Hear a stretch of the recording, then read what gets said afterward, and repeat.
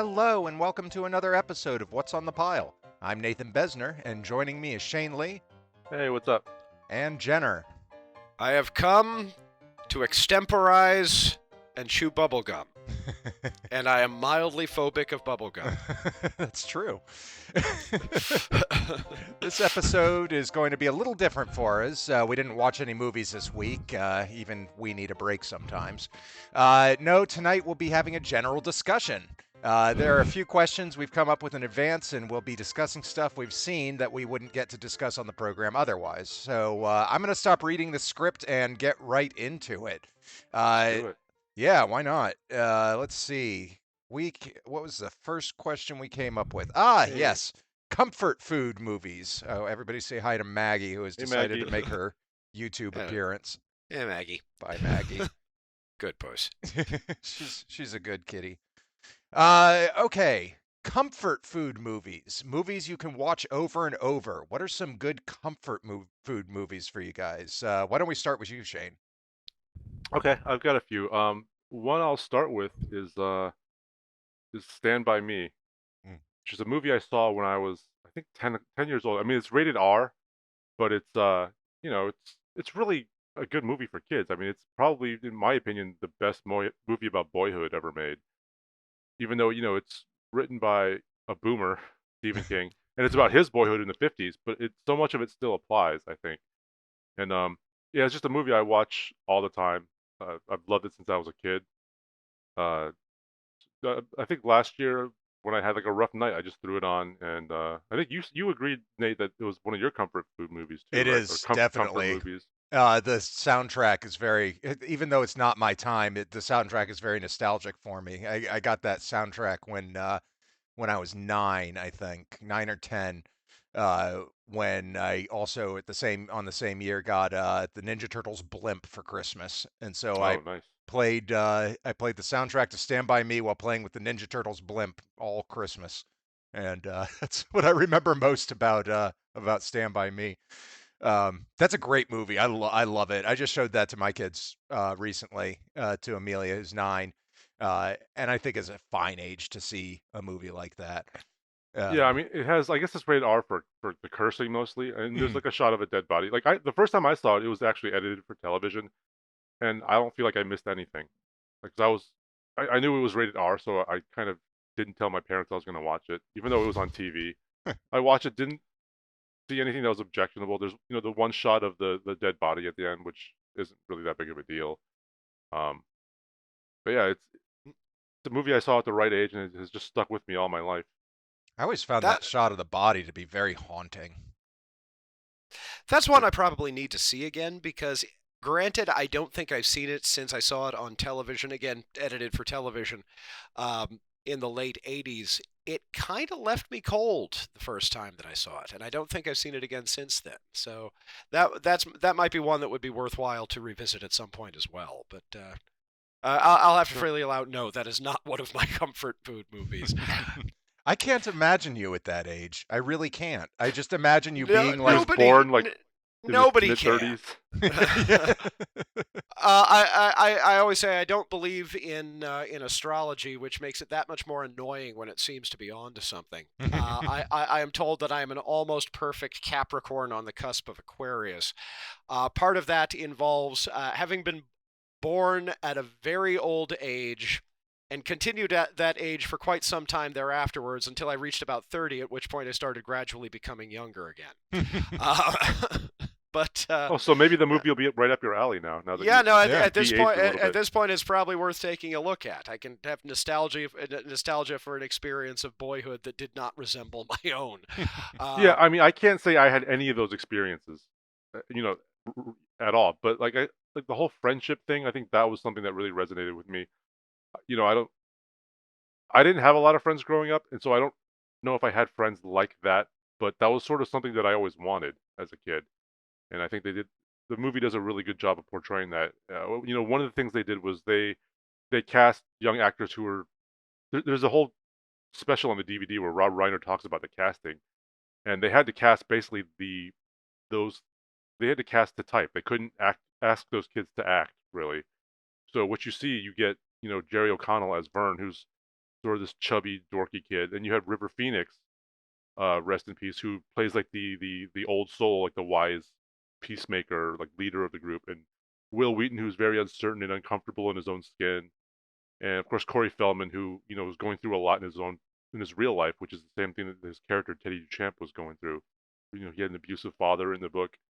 Uh, you know, I'm sure growing up as a child actor and the things he went through, he brought a lot to that role as well. So Yeah, I love that movie. I think it's great. Oh no, I absolutely can't fault the casting in any case. Mhm. It's just, I don't know. Like I say, I need to see it again to see if it hits different this time. Yeah. Suck my fat one, you cheap dime store hood. What a great line. yeah, and that's from the book too.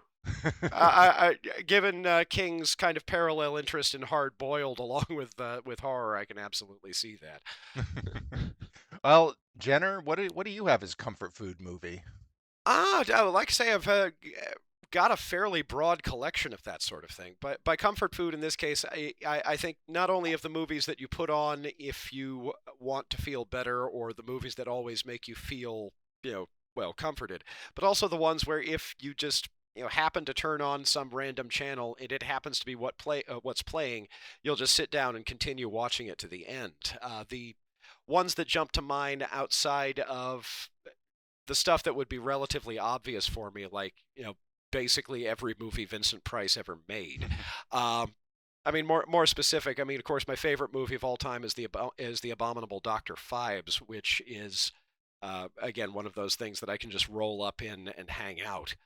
But as far as stuff that tends to turn up a bit more randomly and without searching it out specifically, the three that really jump to mind, one of which we've actually covered on the show, of course, was Lady in the Water, which I know you guys' mileage was definitely a little variable on that one, but I just absolutely adore that movie, and just find it enthralling every time that I see or even hear it. The ones that might be a little bit less obvious that particularly stick with me, and I don't even necessarily characterize these as being particularly near the top of the list of my favorite movies, but definitely the ones, or among the ones, that I can just sit down and watch and never get tired of, would probably be Wonderboys, the Michael Douglas, Michael Caban movie, which may actually be a little bit closer to my experience as a quote-unquote gifted youth, and The Devil's Advocate. Yes. I love that movie. I love Wonderboys. Yeah. Yeah, I know. I absolutely love both of them, and as I say, they're definitely in my top 100 favorite movies, but not particularly close to the top. But they're just always a delight from moment to moment, and just sort of compulsively watchable. Some would say, in the case of Devil's Advocate specifically, possibly in spite of itself. I mean, even Keanu Reeves' southern accent in that movie, I just adore. But I mean, Al Pacino as utterly gold from moment to moment as he has ever been. Just, I still occasionally just find myself in the odd discussion about theology or that sort of thing, going back to his whole rant. He's a sadist. He's an absentee landlord. Is that does that start with the vanity speech? That ends with vanity. Vanity. That's Okay. like his final line. So Jenner, you went to a liberal arts school, right? Yes. Because in Roger Ebert's review of Wonderboys, he said it was like the most accurate recreation of the university experience he's ever seen. I did not go to university or to a liberal arts school. I went to school for engineering. My college experience was absolutely nothing like Wonderboys. I mean, I still love the movie, and it's one of those things where I always wondered what it would have been like to actually go through something like that. And do you agree that it's close to what the experience was? I can vouch that while the sort of special events at my school were not particularly sort of writer oriented per se, there was definitely a definite resemblance to the vibe that the whole quasi artistic pretension of the milieu in its own right. You know, And what perfect avowed not least by my using the word milieu gratuitously there. Yeah, no, like I said, I mean, Wonderboys came out what 2-3 years after I graduated from college. Yeah, no, I saw that shit across the veil. and what perfect casting is Robert Downey Jr. probably playing fairly close to himself at the time as this sort of pansexual drug addict sort of person who's just kind of a wild card. Yeah. Just a delightful performance. Of course, he was probably like in the midst of all that shit at the time. It would be like what 2000 something like that. Yeah, right around there. I think it was a little bit of up, a little bit of down for him at that point. But yeah, no, still just an absolutely categorically perfect cast from top to bottom. And there is a cameo with no line spoken by Rob McElhenney of It's Always Sunny in Philadelphia fame.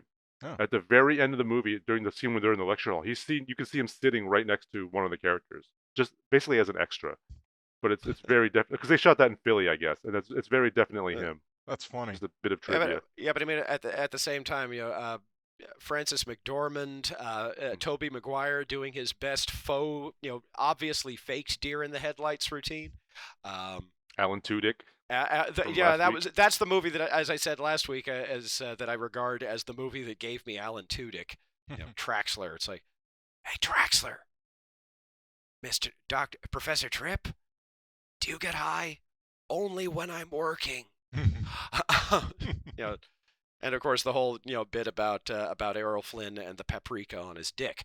The movie is just kind of endlessly quotable and just always surprising from moment to moment. Even having seen it something like 10 or 15 times by now, I've long since lost track. It's one of those ones that actually another good example of a comfort food movie, although it's one of the ones that I think a lot of people would say, really?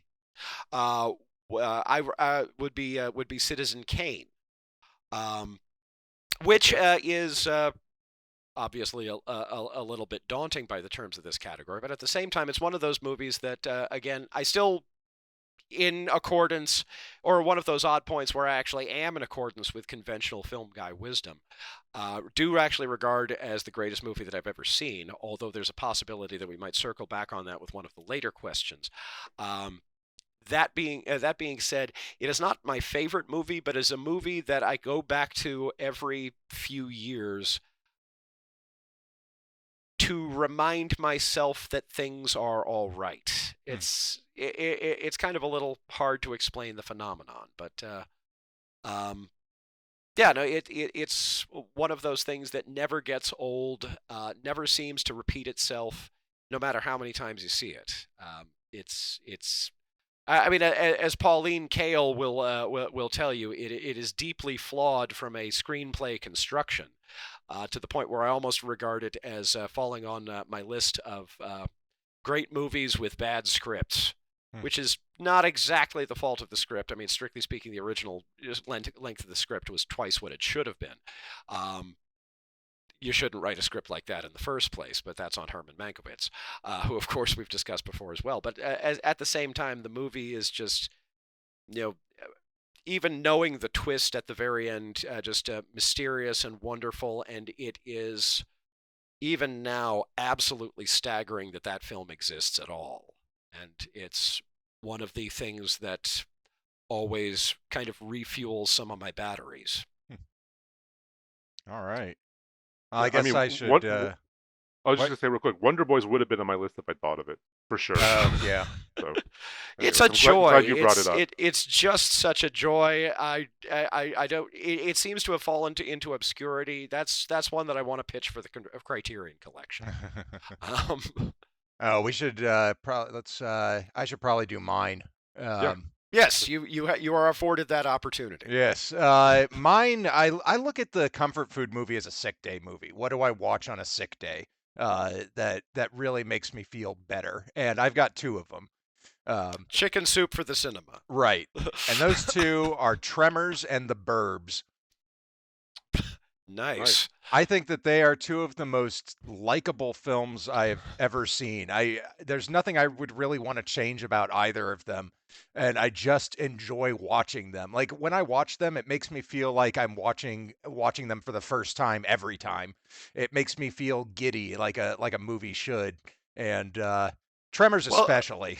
Tremors has some of my favorite lines in history. We don't have to do anything right now. Or wait, oh God, how does it go? How does it go? The line. you see, we plan ahead. That we plan way ahead. we don't have to do anything right now. Earl explained explained it to me. That's it. Yeah, I've only love seen that that line. movie once. It's so Oh, good. I liked it though. Yeah, no, Have you seen all of them? The whole Tremors? Yep, I've seen series? every single one, even the ones with what's his face, I have only seen the first two. The second one I thought was actually a little underappreciated. Jamie Kennedy. No, I never got past the second one, although I did see a few episodes of the TV series. But yeah, that first movie is just absolute lightning in a bottle. Yeah. It's one of those ones that just remains an abject joy. I believe I missed it on its original theatrical run. I first caught it at, I want to say, something like Dragon Con 1992. Probably on day 2 when I was already well into con delirium, and the movie just freaking sang. Yeah, it's a nicely made movie. It's very it's near perfect in my opinion. It does exactly what it needs to do. It gets in, gets out, and does it so well with a cast of characters, an ensemble that I would put right up there with like Aliens. Characters that you really enjoy spending time with. Broke into the wrong goddamn rec room, didn't ya? Yeah, I need to go back and watch that. I think I saw it when it first came out. I do remember enjoying it, and then that was the last time I saw it. Maybe it came out in the 90s, right? Yeah. So it's been a while. I think that was 91. I believe it was 91.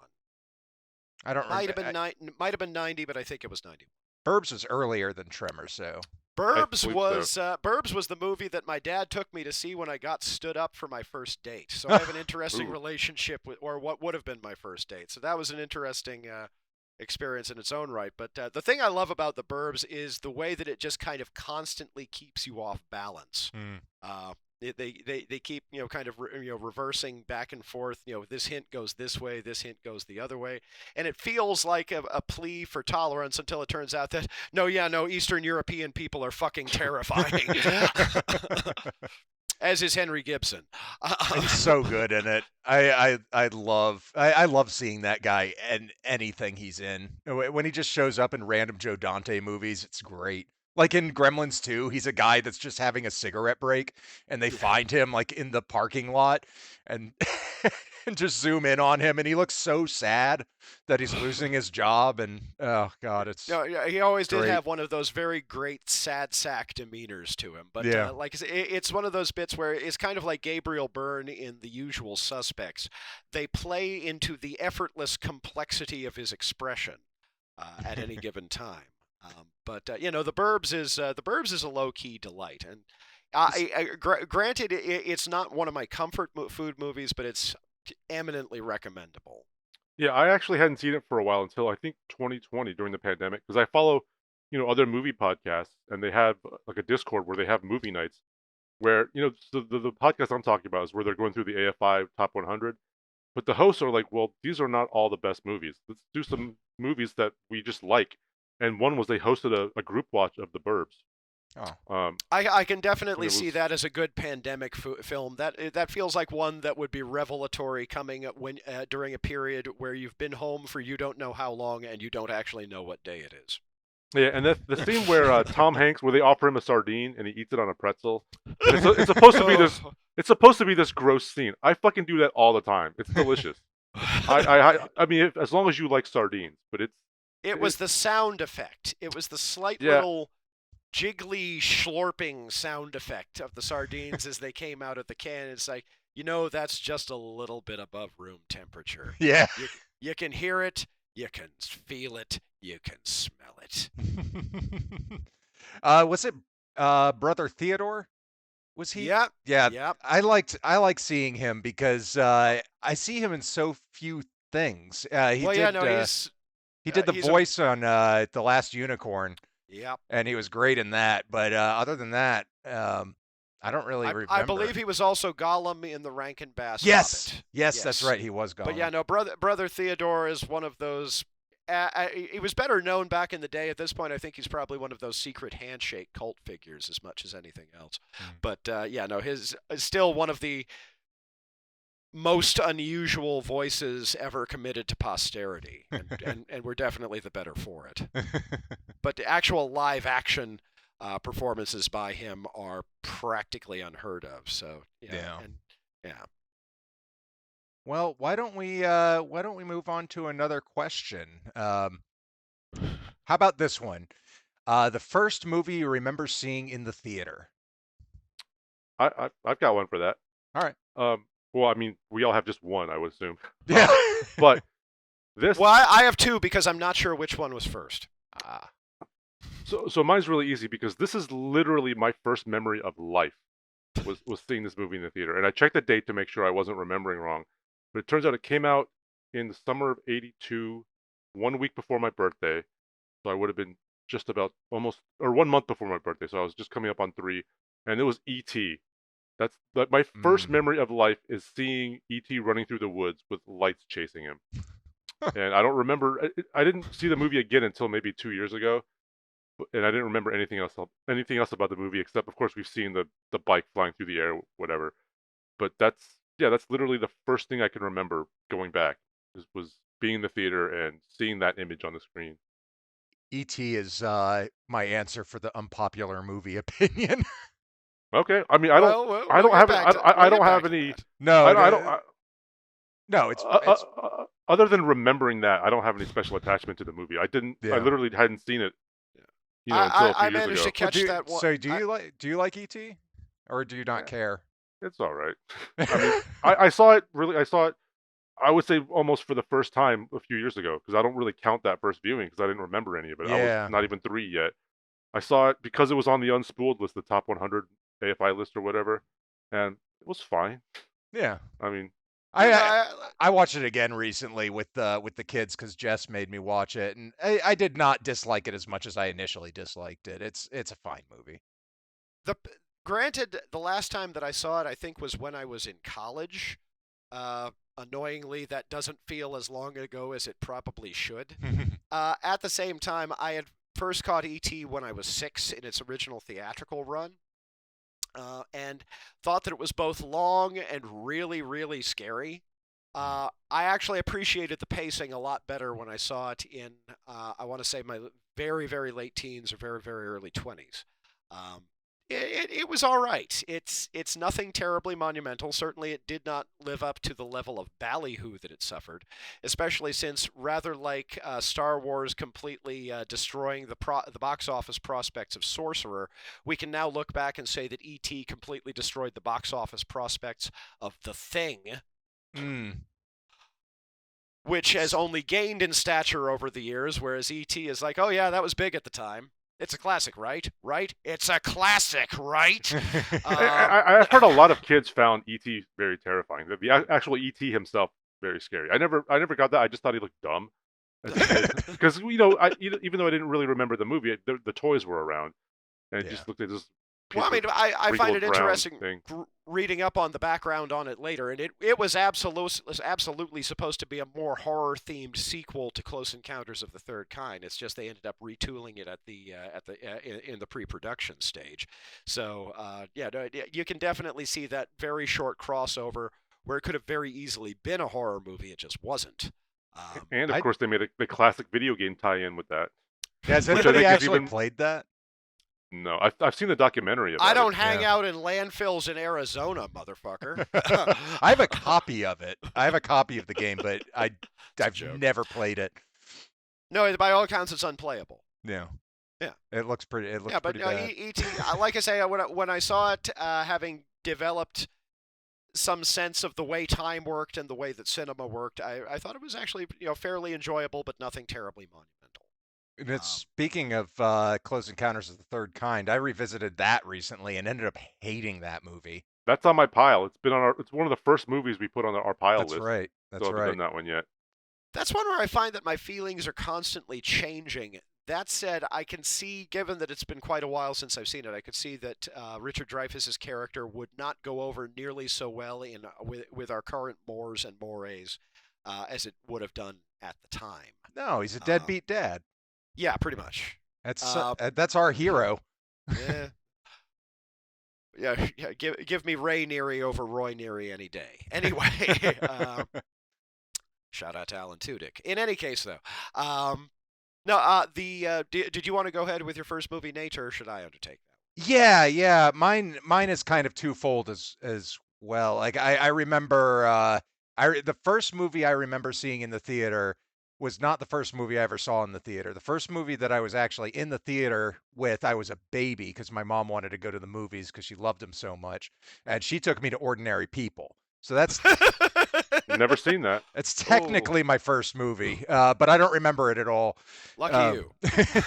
My first movie I remember seeing is Amadeus, and Nice. I Very nice. loved that movie. How old were you? That's a 3-hour movie, right? I was like 3. Well, no, it was only about, I want to say 2 hours and 20 minutes in its theatrical version, although they subsequently restored the 174-minute director's cut. But either one is absolutely worth seeing. Yeah, I love no. that movie. I've seen it Yeah. many times since, and really, I still love that movie.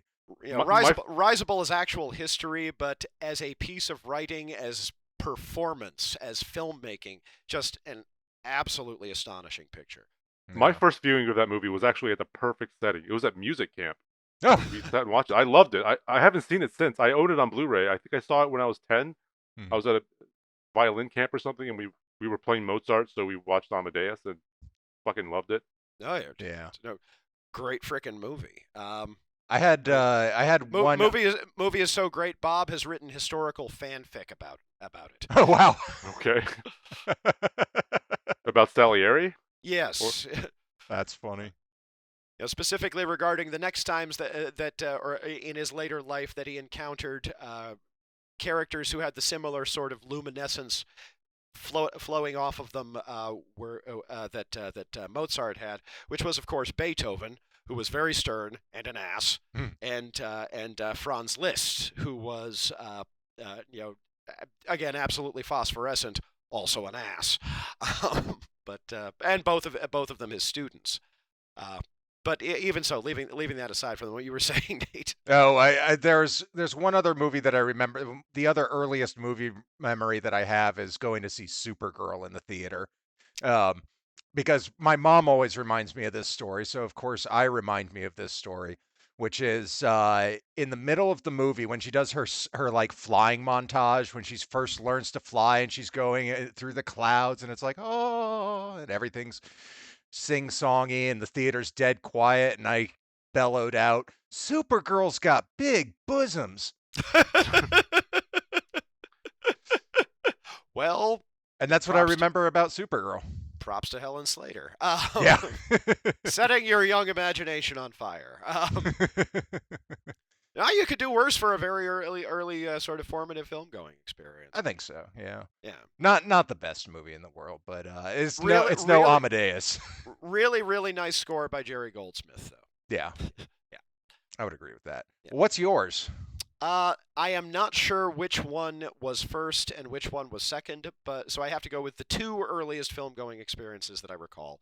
Both of them in the same drive-in movie theater in Trenton, Maine. Actually, amusing little side story before I get to that. Some years later, before we had moved out of Maine, but when I was somewhat older, turned to my mom as we were passing by the place and said, "Mommy, why don't we go to the movies at the drive-in anymore?" And she said, "We can't go to the movies at the drive-in anymore." And it was only in hindsight that I realized what triple X double feature on the marquee At a for drive-in? for the At a- drive-in. At a drive-in. That was what happened to drive-ins during the period before they started getting revived. Just right out there in the open, huh? Well, I mean, obviously the screen wasn't facing the residential area, but even so, no, that was what happened to drive-in. Seriously, but in any case, though, at the drive-in in Trenton, Maine, and I don't know which one was first and which one was second. It was either Star Wars, probably not on its original theatrical release, in 1977, but probably either in late second or third run around 1979, or its first theatrical reissue right before Empire Strikes Back, which would make the first movie that I saw. The other one that I'm remembering here, also probably in around 1979, the theatrical release of the pilot of Battlestar Galactica. Thing that you guys are probably too young to remember. I mean, it was literally before you were born. Universal had a thing around the late 70s and early 80s for editing theatrical versions of its big budget SF pilots. Yeah. It's not just that I saw Battlestar Galactica in a theatrical venue. I saw the pilot for Buck Rogers in the 25th Century in an indoor theatrical venue not long afterwards. But which made it very surreal later on when I distinctly remembered the closing theme as having words. But any time that I saw the episodes of the TV series itself in syndication, it was always just purely instrumental. I was like, what were the words to that? It took until video for me to actually run across that, because I just never coincidentally caught TV airings of the first couple of episodes of Buck Rogers. But in any case, both of them definitely things that probably went a long way toward cementing my fondness for science fiction cinema as much as anything else. Interestingly, the third movie that I can remember seeing, and definitely the third movie that I can remember seeing, because it was after either of those but before anything else I can remember, was right around Christmas 1979, not long before my 4th birthday, going to the theater to see Star Trek the Motion Picture. So quite literally, the first 3 movies, in whatever order that they are, that I can remember seeing in the theater, were absolute colossi of late 70s science fiction pictures. Nerd. So, yeah, no, absolutely. Well, I mean, Nate and I know Nate and I were both fans of the new BSG, but I've never seen the original. I've never seen a single frame of it. Mm-hmm. I've heard it's very different. It's very different, but I mean, it's the pilot suffered from basically being a condensation of 2 or 3 episodes. So there's very much a first half and second half. That first half, the stuff that was originally in the first episode, however, is pretty amazing. All of the sort of colony destruction and that sort of thing. And then, of course, you've got the dulcet tones of Lorne Greene kind of shepherding you through the whole thing onto the wagon train to the stars, in the words of Glenn A. Larson. But yeah, no, like I say, it's cheese. The original Battlestar Galactica is cheese, but it's weapons grade cheese. It's like stank to the neighbor's yard fromage right there. And I mean this in a good way. It's a lot of fun, actually. All right. Well, I think we should probably go ahead and take our break there. We will be right back.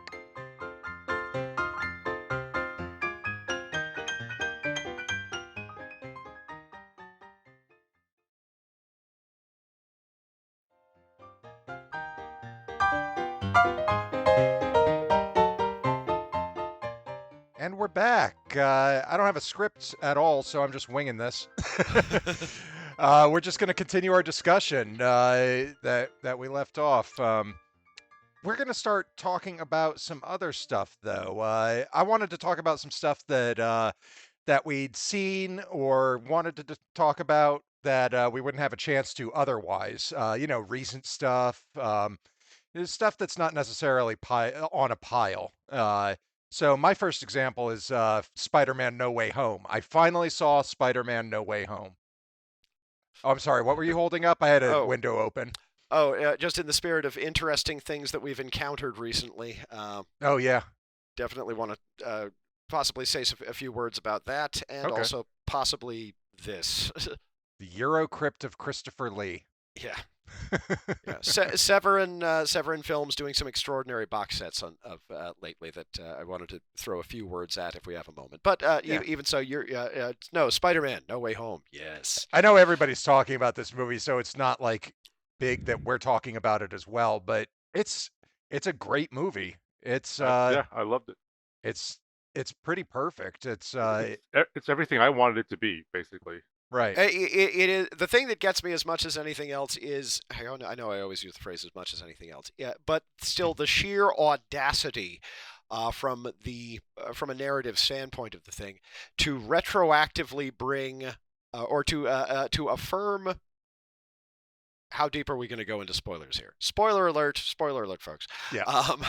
I mean, my Facebook is filled with memes of all three of them together. Like, Yeah. Well, it's out there. Yeah. well, The spoilers that's not even the thing that I'm thinking of directly. I'm thinking of The Very Good Lawyer. Oh Yeah. yeah, that's Yes. fucking great. That surprised me. I had Me not too. been spoiled that. Yeah, and that finally brought me and Jane around. Jane is sorry that she couldn't be here, but she's traveling. At the same time, that finally brought me and Jane around to finally watching the third season of Daredevil, which, as it turned out, was pretty freaking fantastic. So Yeah. good. That's Yeah. amazing. Yeah. I mean, just how fucked they were every step of the way because of Fisk. That was such an intense season. I loved it. Yeah.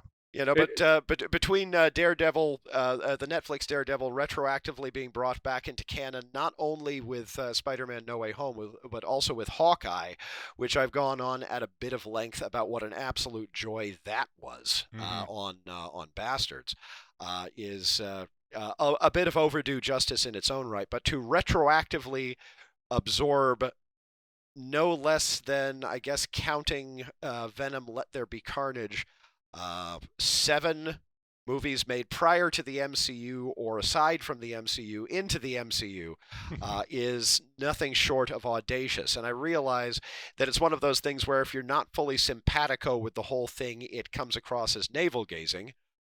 Eternals. I mean, it finally got me to go watch Amazing Spider-Man 2, the Garfield one, and the scene where Peter 3 catches MJ was If you've fucking perfect. exactly, if you Yeah. haven't seen Amazing Spider-Man 2, it's a great moment. If you have seen Amazing Spider-Man 2, it is a transcendent moment. Mhm. Yeah. Like I say, it's again retroactive justice all over the place, and just a really tremendously entertaining narrative in its own right. And as you observed when we were talking on the phone a little bit about this the other day, Nate, nobody dies. Yeah. Nobody, not one villain dies. They all get the good They all stuff get coming fixed. to. Yeah, they all get And fixed. that movie cemented Garfield as my favorite Peter Parker, even though he Yeah. has the worst movies. But just his charisma and just his energy. The scene where the two Peters are reassuring him of how amazing he is. Yeah. I'm going to go with he's not my favorite Peter Parker, but he's my favorite Spider-Man. Oh, I would go the opposite way. I would say he's my favorite Peter Parker, but not my favorite Spider-Man. See, I love how quippy he is compared to the others. He's got the quips down to Yeah, a T. it's just the Spider-Man stuff in his movies just is so not good that it kind of colors that a little bit. So maybe I do agree with you guys. Maybe Well, I mean, he's my favorite overall. I don't know. You know, in Amazing Spider-Man 2, when the web is coming down, trying to reach for Gwen And it, like, Stacy, and it like comes out turns in a into a hand. That I cracked up. I laughed out loud. I really did at that particular scene. I know it was trying to be like tense and beautiful and whatnot, but I just thought that was the silliest thing I'd ever seen. I actually quite liked both of the Amazing Spider-Man movies on first viewing. I didn't really agree with the bad rap that Amazing Spider-Man 2 got at the time. That said, I love that they've again done a little bit of retconning to bring it back into the fold as much as anything else. But there it is again. Anyway, but yeah, no, just No Way Home is just a fantastic movie, and absolutely, especially on the heels of the trailer that just got dropped for it, looking forward to further multiversal shenanigans. Yeah. In the triumphant, hopefully, return of Sam Raimi to Marvel movies with Doctor Strange and the Multiverse of Madness. Yeah, I was just at a Super Bowl party with like maybe 30, 40 people, and people just talked during the commercials during the game. That was when everyone went silent. When even just the small, because they only showed up a small part of the trailer during the Super Bowl, but the room just went silent for those like 30 seconds that the Doctor Strange preview was on. Yeah. Pretty cool. I love that they've already given away one of their little things they're going to be doing by having Patrick Stewart in the trailer. Yes. Yeah. That was awesome. That was great. Yeah, no, like I say, looking forward. Given that they've already spoilered or lightly spoilered that, I can't wait to see what they haven't tipped the hat on yet. Yeah. Yeah, it's gonna be fun. I mean, see, to me, No Way Home did what every comic fan has been wanting a comic book movie to do. It did everything right. It took the source material seriously. It took the material that came before it seriously, and it did it all very nicely. It's the opposite of like there's this thing that always happens in Hollywood when things get translated either from comic book or to from books to TV shows, and it happened with I'll use The Walking Dead as an example, even though everybody loved that show. Um, when that made the translation transfer from comics to movies, they decided to put their own spin on it. Is the phrase that's always used. We're going to put our own spin on it, and then it just becomes completely different from the source material. And the people who love the source material are like, wait a minute, what the fuck? And the We people, wanted the source material, or we didn't need your spin. We don't care about you. right, right. Who do you And think you are, Stanley fucking Kubrick? and to me, No Way Home is the opposite of that. Is the total opposite of that, where it is giving fans what they want, which could be noted as a bad thing, but I take it as a good thing because I am benefiting from it. Well, it gives the fans what they want without pandering. It's not just base fan service. It's it makes it all work, and I thought really sort of deeply embraced the sort of the genuine emotionality of it all as much as anything else. I think it did right what I think Ghostbusters did wrong. Which we were going to talk about that as well at one point, just because I really want to bring it up because I haven't gotten to talk with anybody about it. But Ghostbusters does that same nostalgia thing, where the entire movie is nostalgia, is callbacks to previous events, but that's it. That's the whole movie. It's all pandering, and No Way Home isn't. It actually has a core to it. It has some real meat. I mean, I actually really liked Ghostbusters Afterlife. Yeah. I enjoyed. The only part of Ghostbusters I didn't like was when the old Ghostbusters showed up at the end. Yeah. I liked the rest of the movie. That was a bit much. That was where I was like, okay, this is just. They stop a fight like dead just so they could show up and make quips and make their cameos and whatever. I'm like, wait, we were in the middle of a story. This is just sucking all the air out of it. As cool as it is to see them.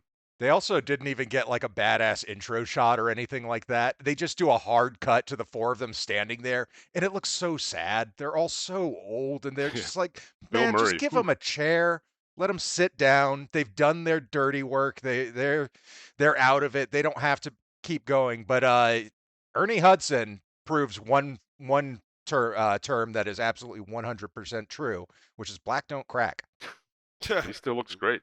Yeah, he really does. Standing next to Dan Aykroyd and Bill Murray, he looks magnificent.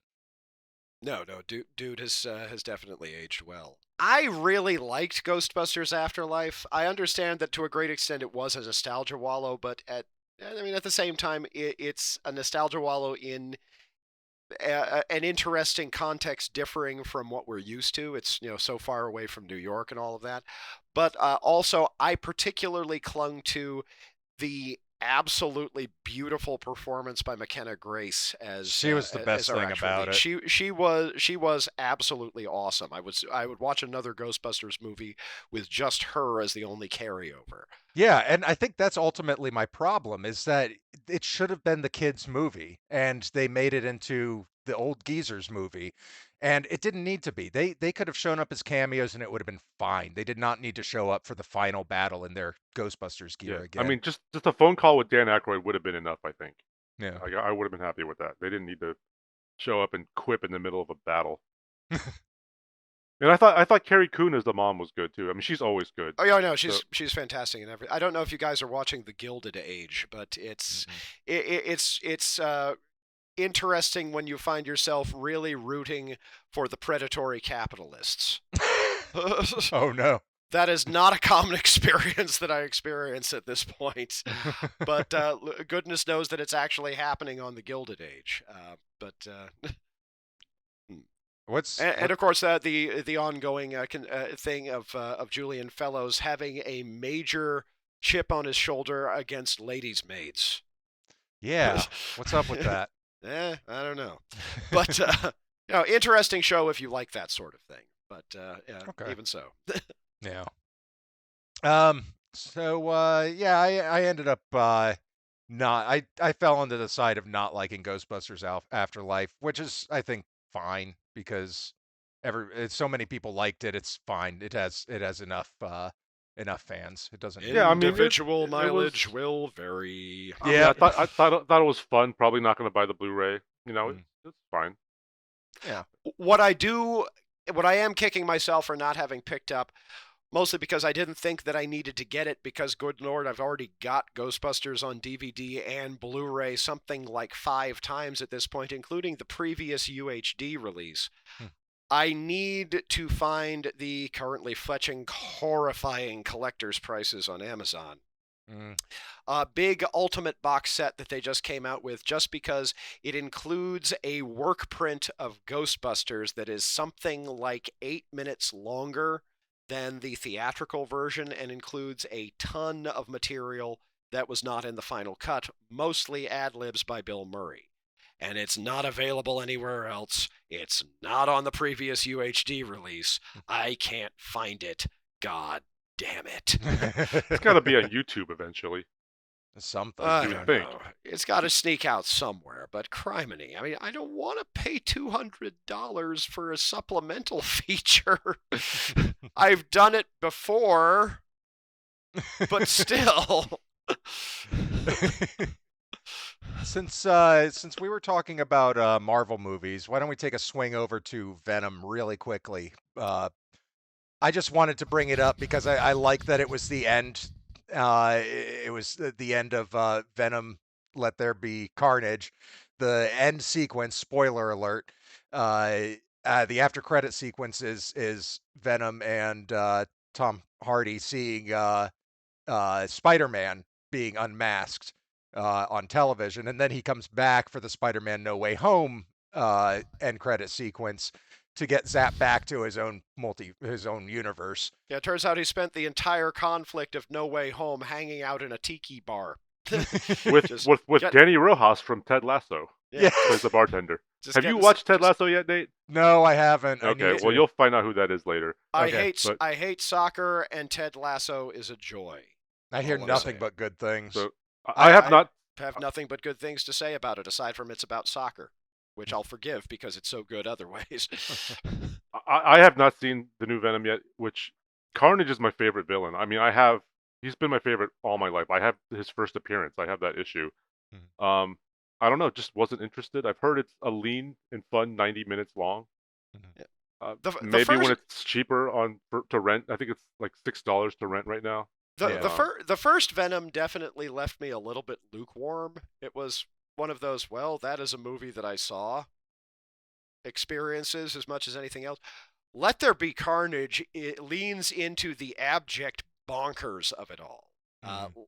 Let There Be Carnage is the queer romance that we didn't know we needed.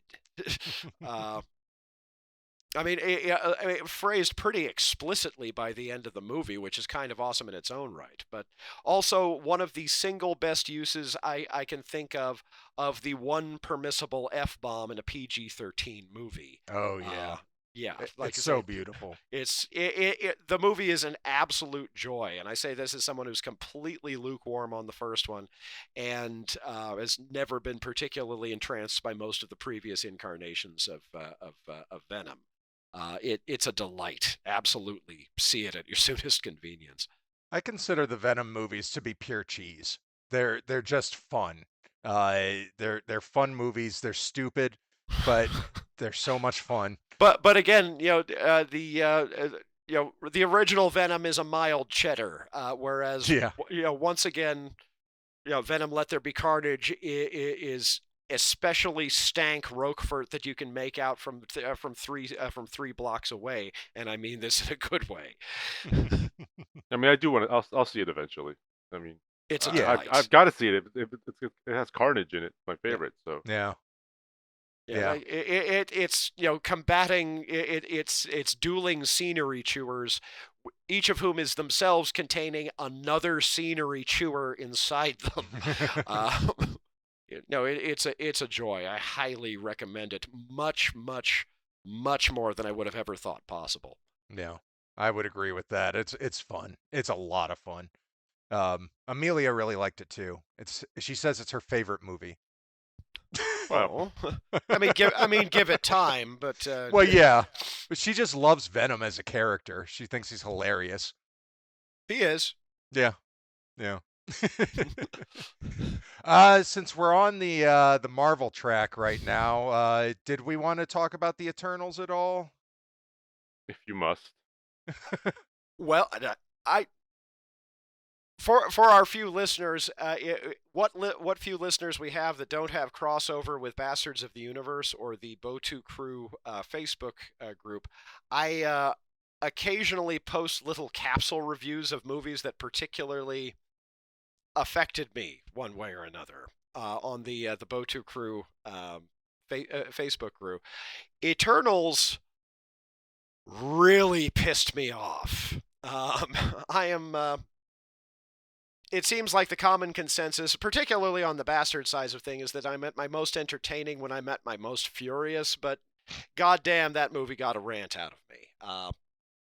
This was, and I was game for this. I was going into the Eternals as someone who has liked every Marvel or specifically MCU movie up to that point, even the Incredible Hulk, which I otherwise regard as it's okay, but I mean it's the least of their movies. But for the most part, I really love most of them.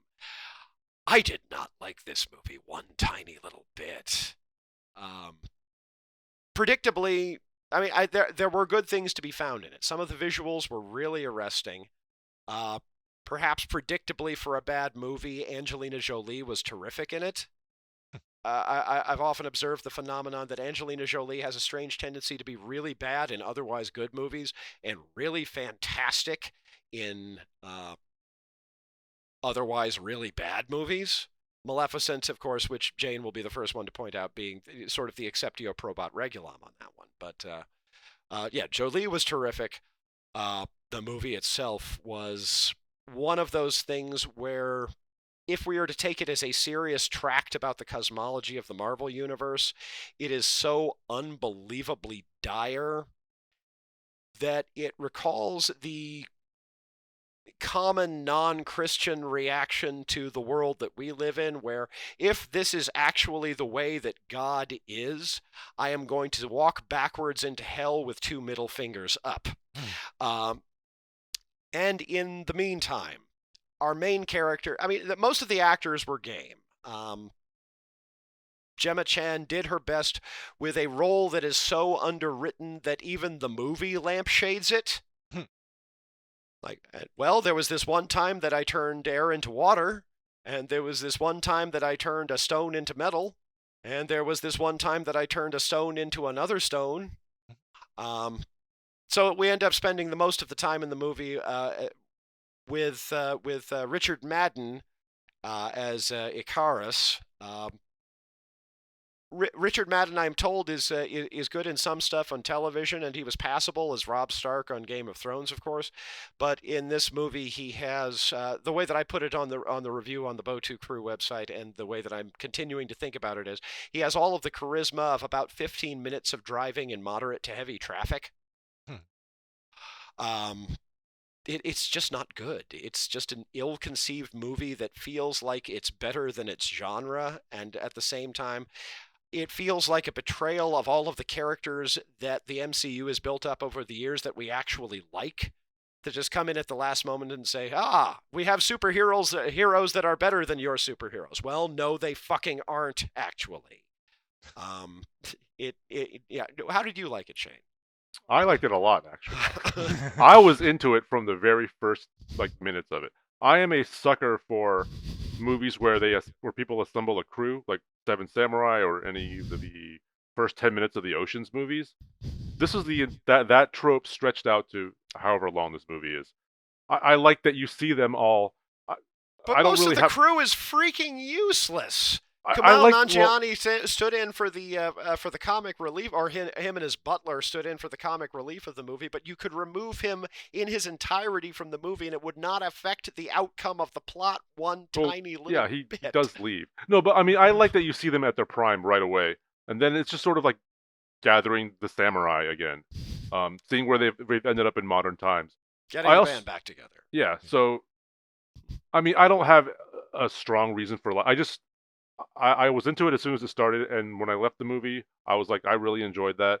It did have the most egregious plot or exposition dump scene I've ever seen in a movie, where Gemma Chan is literally being told by the Celestials everything that is going on, and it's like a 10-minute scene. And But the visuals are really impressive in that scene, but at the same time, the actual fundament of the cosmology involved was freaking horrifying. what do you mean by? I guess what do you mean by horrifying? Like the implications of it are horrifying, or they? Like, if this is actually the way that the Marvel Universe works, that's a nightmare. Well, I believe Kevin Feige has said that lore-wise, this is one of the most important movies moving forward. So I'm terrified at that prospect. I So, want to who pretend knows? this movie didn't exist.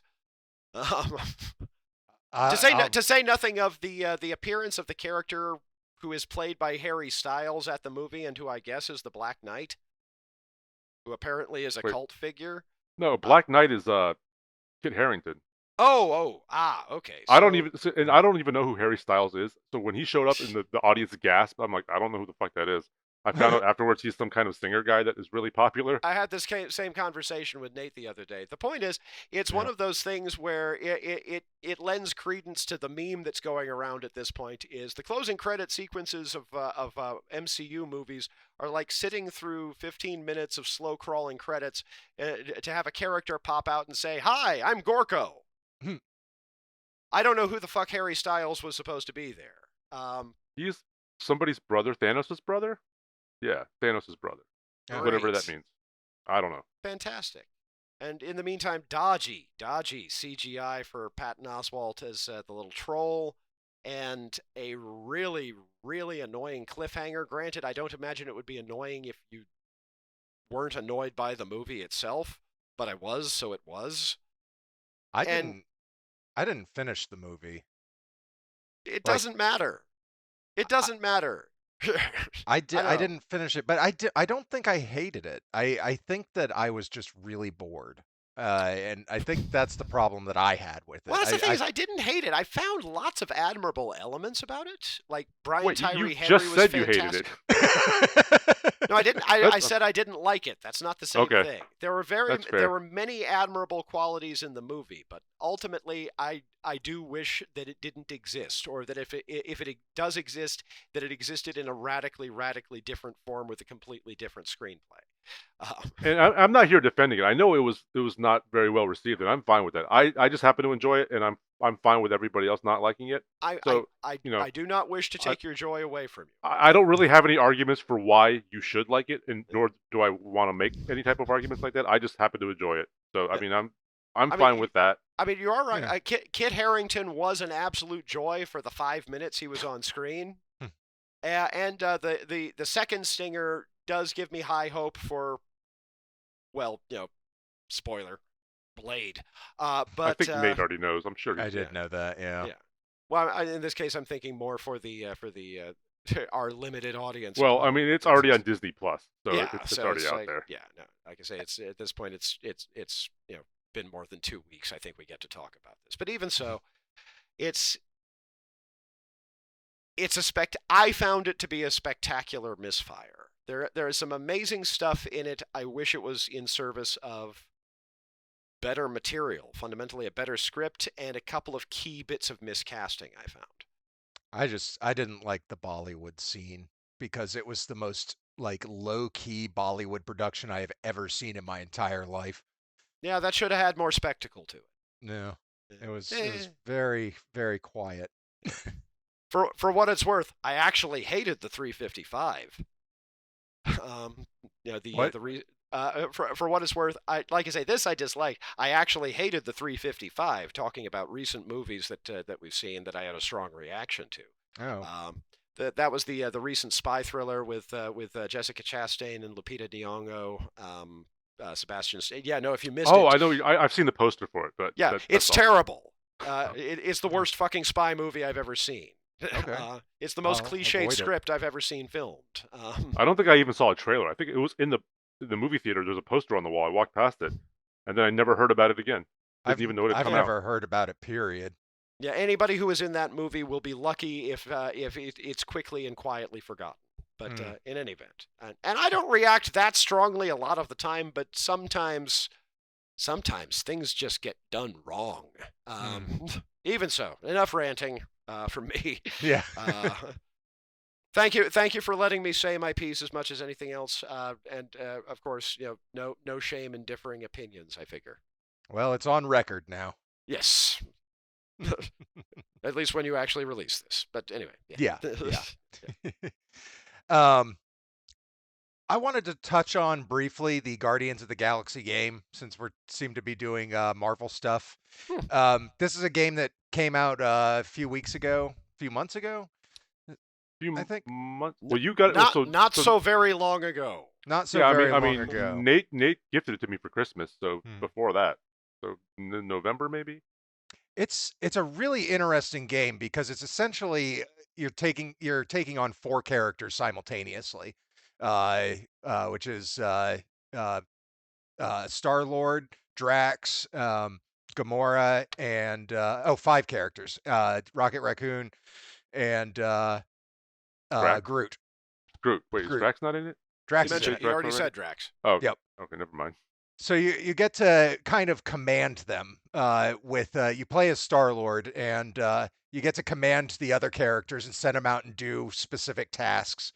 They learn stuff along the way, so there's a little bit of a Metroidvania thing where you can unlock areas by using their special abilities, and that unlocks new dialogue options because the gameplay itself is kind of shoddy, but the script for this thing has got to be one of the best Marvel movies I've ever seen. It's the characters are all tied together very nicely. Everybody performs really well. There's some real meat to the story. All about parentage and dealing with loss and all this different stuff. It's just so impeccably written that I would recommend anybody who plays video games, who listens to our podcast, to play it just for the story. The gameplay itself leaves a lot to be desired. Yeah, suffer through the mechanics in order to get to the actual narrative. Right. Well, so my main problem is I played about 5 hours of it. My main problem is that I'm terrible at it. I find the game very difficult to play. So as a result, I haven't gotten stuck yet. But so I played it. I did a couple streams of it, and the last thing I did I found very difficult and barely got through it. And so because of that, I haven't gone back to it just because I'm assuming it's going to get harder. And I'm just terrible at it. You're controlling Star-Lord. You're shooting things. You have different ways to switch weapons, and you also have to manually command your 4 companions to do certain things, and it's very chaotic to me. And so it's like Sacrifice. I don't know Sacrifice. Sorry, I don't know. Unbelievably obscure reference. I imagine early aughts. It's kind of down in it, command and control, real-time strategy / action game. Where basically you're trying to be a character who's directly interacting with the environment, but you're also trying to command other characters who are also down in the environment. Kind of amazing game, years ahead of its time, but it was one of those things where there were so many hotkeys that it probably assumed that you two were one of the 4-armed characters that was playing in the game. Kind of one of the most extraordinary weird things, beating the crap out of other weird things simulators ever made, but a fascinating and visually amazing mechanic, but at the same time unbelievably difficult to actually control and really get the hang of. A very steep learning curve, just from a standpoint of the muscle memory involved. I find it very difficult to keep track. Like, I was fighting, and then people in my chat are like, "You just let the boss heal." I'm like, I didn't see anything happen. I was just trying to survive. Like, I'm trying to shoot things and also command, and they said, well, you missed something happening on that edge of the screen. Like, he healed himself while you were running around doing whatever. I'm like, well, I didn't see it because I just it's difficult for me. So I haven't really gotten that far. Story wise, again, I haven't gotten far, so I don't know what's where I haven't seen all the development and stuff like that yet. Just I'm too early into the game, and So I've heard it's an easy game.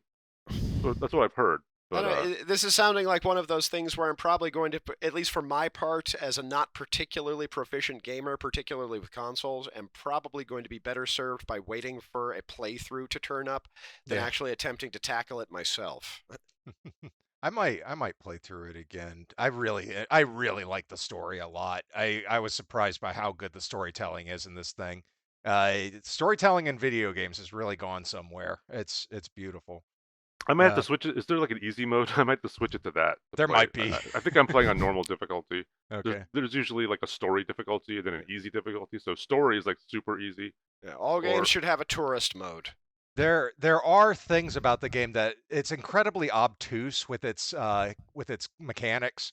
Like, you don't really know what you're supposed to be doing. It doesn't tutorialize very well. But so I imagine that's where a lot of problems have arisen for you, Shane, is they're just not very good at that kind of thing. And that's one of the problems with the game. The mechanical problems are definitely an issue. But I think it's worth slogging through them. Okay, I mean, I'll give it another shot. I'll look at the difficulty modes. Yeah. All right. Well, does anybody have anything else they want to share before we call it a night? Just particularly for the YouTube here, I wanted to make a particular shout out, as I said earlier, to a couple of Severin Films' rather extraordinary box sets that they've been coming out lately. In particular, I'm slogging through two of these. The 20-film plus audiobook plus movie soundtrack plus documentary box set, All the Haunts Be Ours, which is an extraordinary kind of overview of folk horror. Not just from the United States, but also, not just from England, which is where we normally associate that sort of thing with, but also it has the Russian film V, early Gogol adaptation, based on the same source as Mario Bava's Black Sunday, as well as just an extraordinary collection of other stuff. It has American movies, it has Australian movies, it has Japanese movies. It has a couple of absolute Polish masterpieces. It's just an absolutely amazing box set with a 3-hour and 18-minute documentary on the history of folk horror, plus a 154-page book, which itself is actually really enthralling in its own right, just a collection of essays on the subject. But I'm slowly muddling through that, but I wanted to make a shout out for that, as well as the Eurocrypt of Christopher Lee, which is, again, full honors special editions of 5 Christopher Lee movies, relatively obscure ones for the most part, including Crypt of the Vampire, which is notable as the only adaptation of Carmilla that I'm aware of that is not actually a lesbian vampire movie. But also, again, impressive booklet, impressive supplements, and the first video release anywhere ever that I'm aware of an early 70s TV series called Theater Macabre, which was hosted by Christopher Lee, but which was actually adaptations of a series from Europe that were mostly adaptations of sort of classical horror stories, but in some but with a very interesting collection of directors, including Andrzej Żuławski, who of course is most famous for the film Possession with Isabella Adjani and Sam Neill in one of his earliest works. So a fascinating collection of stuff, and again, box sets that I'm slowly slogging through, but again, not cheap, but highly recommended and highly worthwhile, so I definitely wanted to shout out to that. All right. Well, I think that's probably going to do it for us here on What's on the Pile. You can find us on Facebook and Twitter at What's on the Pile, and you can find us on YouTube under Punch Bunny, the Punch Bunny channel, or you can visit our website, whatsonthepile.com. Thanks for hanging out. And thank you for your indulgence.